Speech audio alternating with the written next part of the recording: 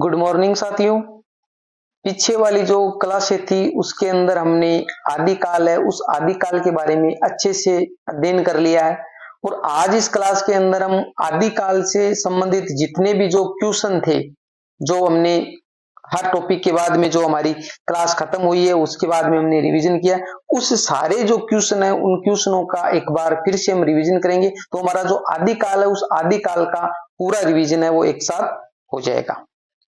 अगर आप मेरे चैनल पर पहली बार विजिट कर रहे हो तो चैनल को सब्सक्राइब कर ले, ताकि जब भी मैं कोई नया वीडियो अपलोड करूं तो उसका नोटिफिकेशन आपको तुरंत मिल सके। वीडियो आपको मॉर्निंग में 7:30 पे डेली मिल जाती है, तो कंटिन्यू आप मेरे चैनल से जुड़े रहे, कंटिन्यू आप वीडियो है वो वॉच करते रहे। इसकी जो पीडीएफ फाइल है वो मैं आपको टेलीग्राम पे सेंड कर दूंगा। उस टेलीग्राम का लिंक मेरे वीडियो के डिस्क्रिप्शन है, आप जाकर उसको ज्वाइन कर लीजिए। प्लेलिस्ट बनी हुई है फर्स्ट ग्रेड और सेकंड ग्रेड के नाम से, जहां पे आपको फर्स्ट ग्रेड और सेकंड ग्रेड का पूरा कोर्स है वो अच्छे से करवाया हुआ है।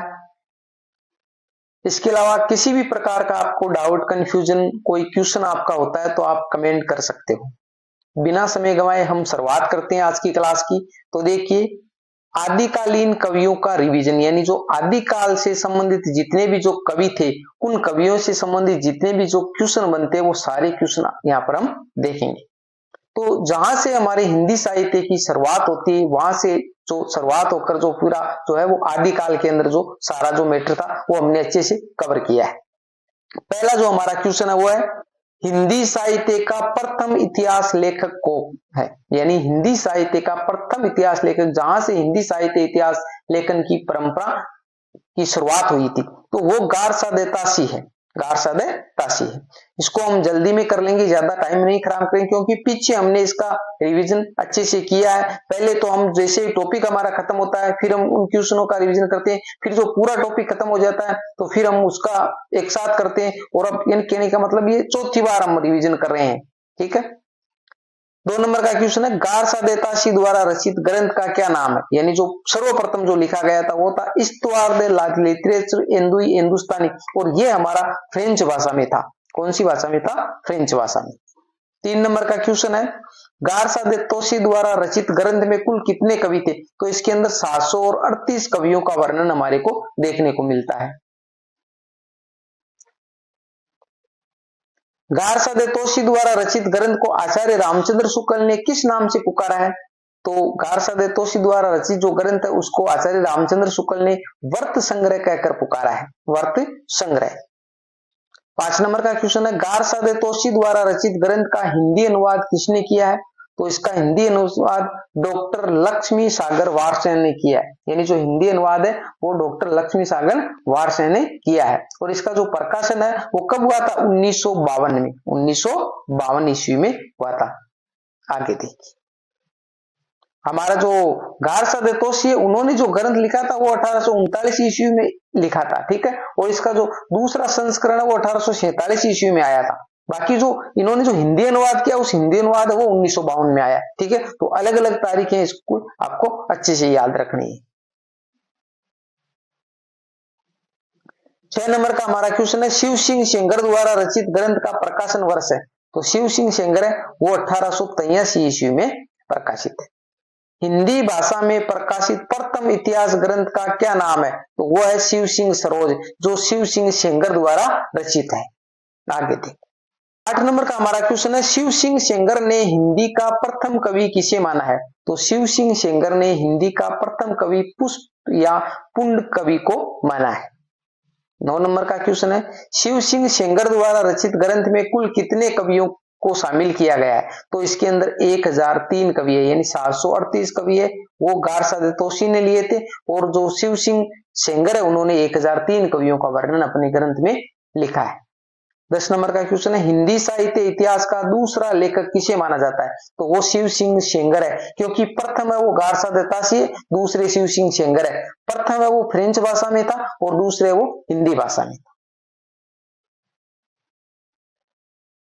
11 नंबर का हमारा क्वेश्चन है, सर्वप्रथम हिंदी साहित्य का इतिहास अंग्रेजी भाषा में लिखने वाले विद्वान थे? तो वो जॉर्ज इब्राहिम ग्रियर्सन है।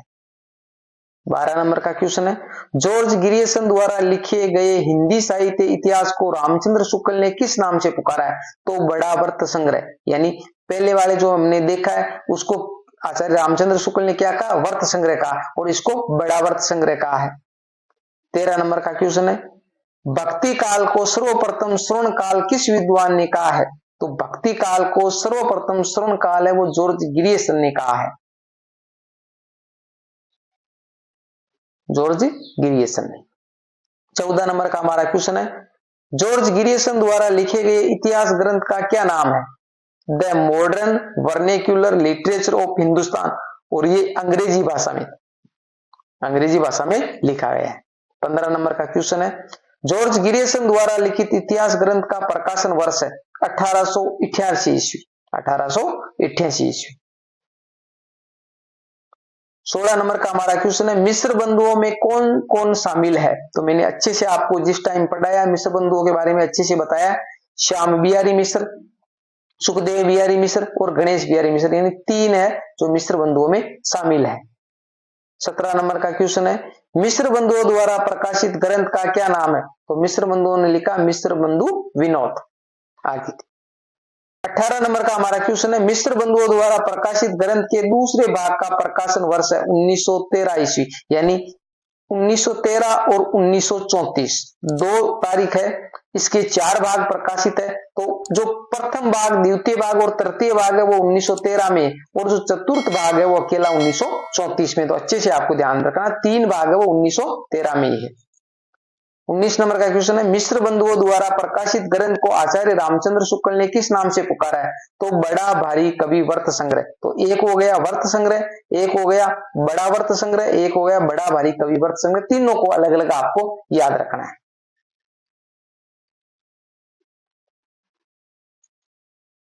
20 नंबर का हमारा क्वेश्चन है, मिस्र बंधुओं द्वारा प्रकाशित ग्रंथ की भाषा है?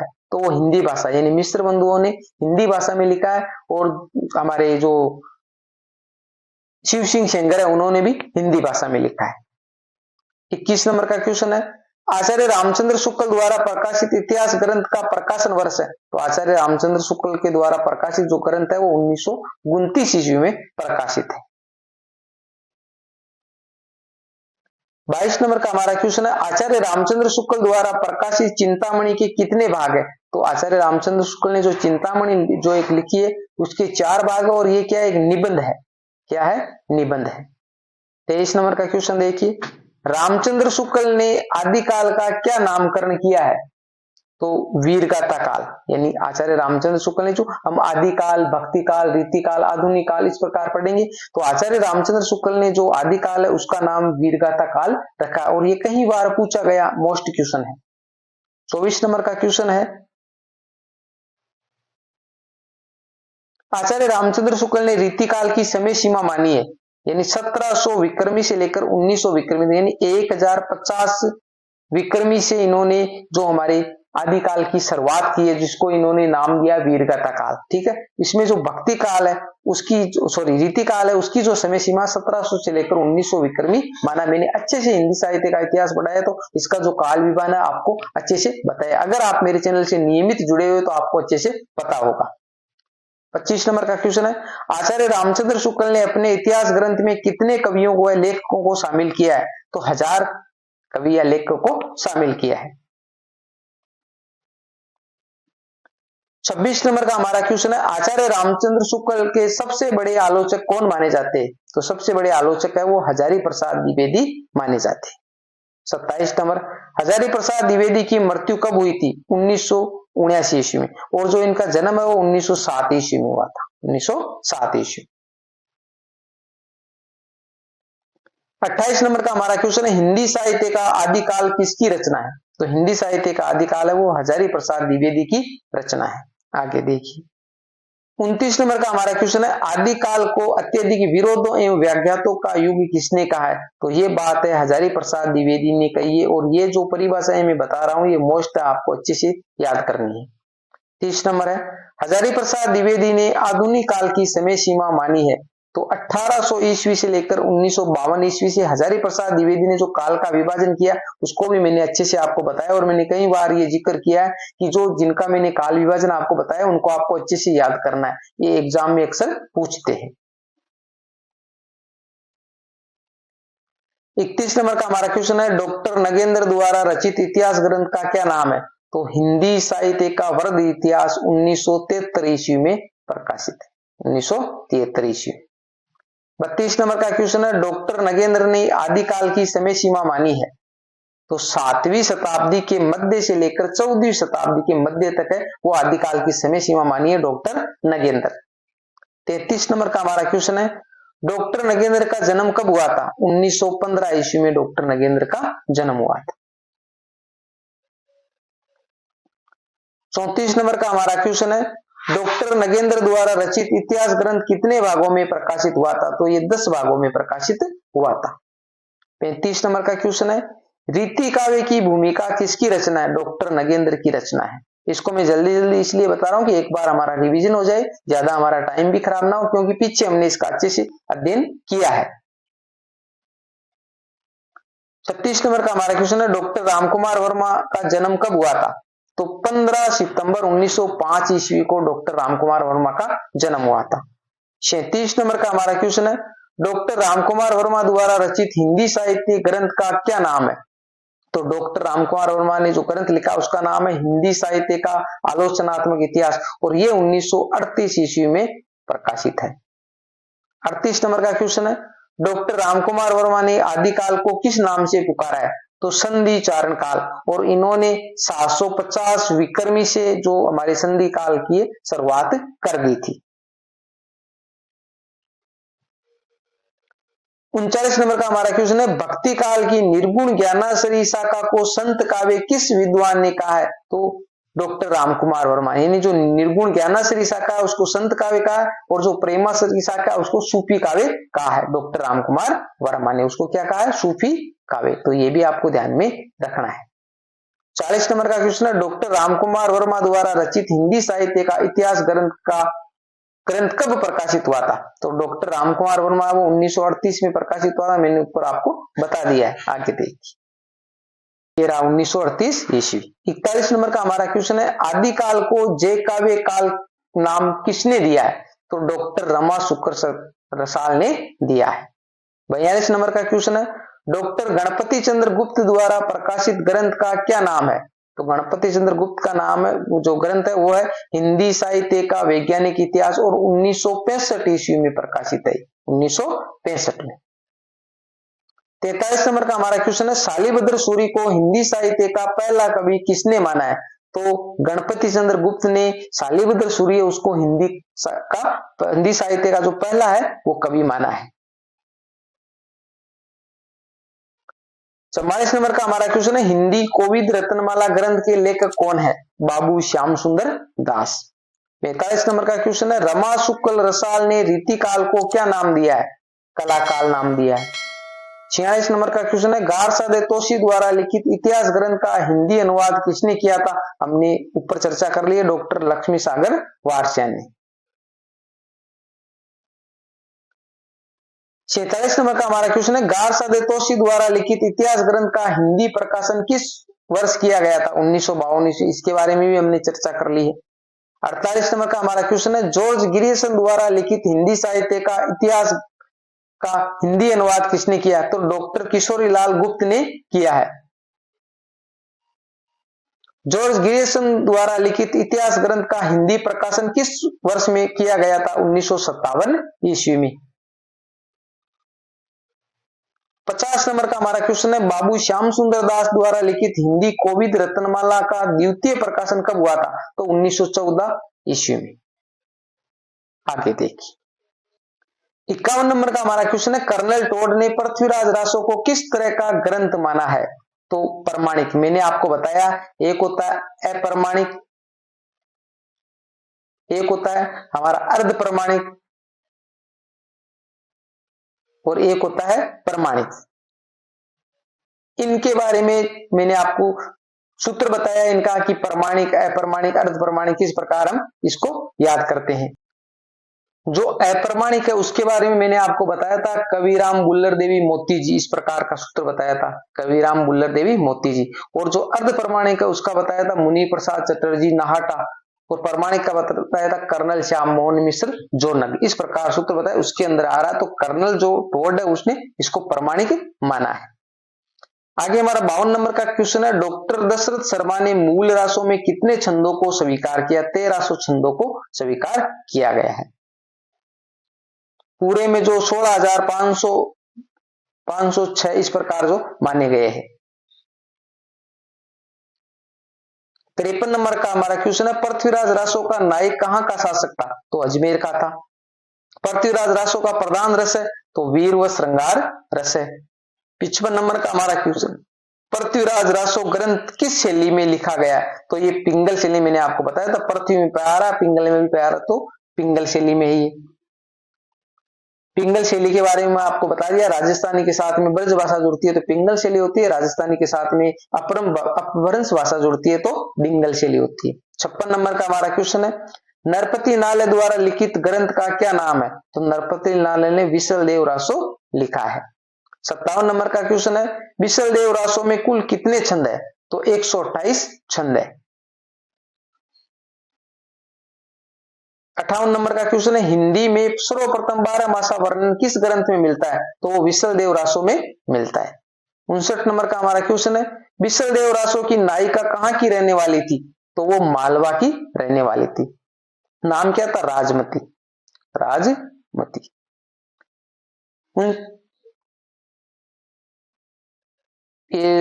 60 नंबर है, ठीक है, यहाँ पर 60 नंबर कर लेना, ठीक। 60 नंबर का क्वेश्चन है, विसल देव रासो का रचना काल है तो 1155 ईस्वी। 61 नंबर का हमारा क्वेश्चन है, परमाल रासो के रचनाकार है तो परमाल रासो वो जगनिक की रचना है। 62 नंबर है, परमाल रासो का अन्य क्या नाम है? तो इसको आलाखंड कहा जाता है, क्योंकि जो उत्तर प्रदेश और जो उत्तराखंड है वहां पर इसको आलाखंड नाम से पुकारा जाता है।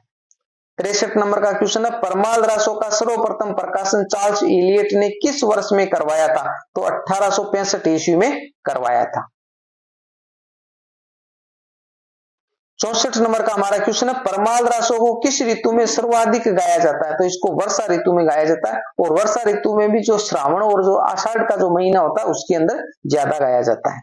65 नंबर का क्वेश्चन है, परमाल रासो में कौन से दो वीरों का वर्णन मिलता है? तो आल्हा और उद्दल नाम के दो वीर है, उनका वर्णन मिलता है। 66 नंबर का हमारा क्वेश्चन है, दलपत विजय की रचना का नाम है? तो खुमान रासो। 67 नंबर का हमारा क्वेश्चन है, खुमान रासो की भाषा है? तो राजस्थानी, यानी खुमान रासो है वो राजस्थानी भाषा में लिखा गया, दलपत विजय की रचना है।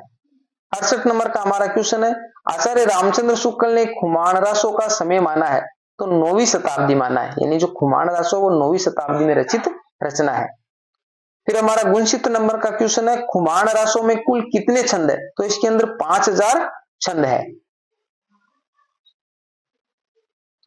फिर हमारा जो 70 नंबर का क्वेश्चन है वो है, खुमान रासो की हस्तलिखित प्रति किस संग्रहालय में मौजूद है? तो पूना संग्रहालय में मौजूद है।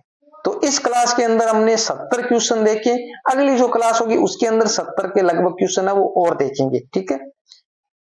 फिर हमारा जो आदिकाल है वो कंप्लीट हो जाएगा, आदिकाल का रिवीजन है वो कंप्लीट हो जाएगा, और उसके बाद में मैं इसकी जो पीडीएफ फाइल है वो मैं आपको टेलीग्राम पे सेंड कर दूंगा, वहां से आप इसको अच्छे से डाउनलोड कर सकते हो, अच्छे से उसका अध्ययन कर सकते हो। और आगे फिर हम भक्ति काल के बारे में, जितने भी जो कवि है उनके बारे में अध्ययन करेंगे। उम्मीद करता हूं ये क्लास आपको अच्छी लगी होगी। अगर अच्छी लगी है तो इसको लाइक करिए, अपने दोस्तों के साथ में भी शेयर कीजिए। किसी भी प्रकार का डाउट कंफ्यूजन आपको होता है तो आप मेरे को निसंकोच कमेंट करके पूछ सकते हो। मिलते हैं अगली वीडियो में, तब तक के लिए जय भीम जय भारत।